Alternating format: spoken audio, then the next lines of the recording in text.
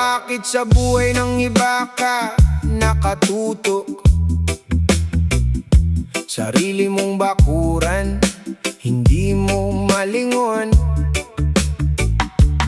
Konting narinig, dinagdagan mo pa.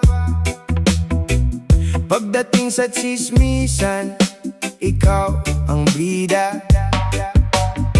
Lahat ng makita mo, may kwento ka na. Kahit walang katotohanan, ikinakalat mo pa. Ngiti sa harapan, bait ang pinapakita, pero sa likuran, puro paninira. Harap-harapan, mabait ang muka. Pagkalikod mo, iba ang sinasabi na. Akala mo yastig ang paninira, pero respeto ang unti-unting nawawala. Ang salitang binitiwan, di na mababawi. Kapag nakasakit na, huli ang pagsisisi. Mas mabuting mag-isip bago magsalita, dahil bawat salita'y may balik sa kapwa.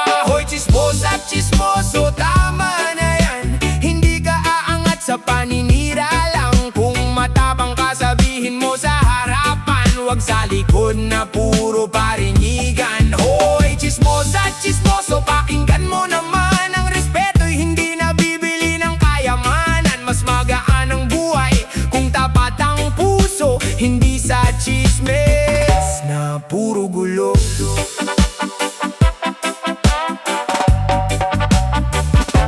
Abala sa buhay ng ibang tao, sarili mong problema nakatago. Mahilig manghusga, kulang sa ebidensya, pero pag ikaw ang pinag-usapan, galit na galit ka. Laging may komento sa bawat makita. Akala mo'y alam mo ang buong istorya. Bago ka humusga sa kapwa mong tao, siguraduhin mong malinis ang pagkatao.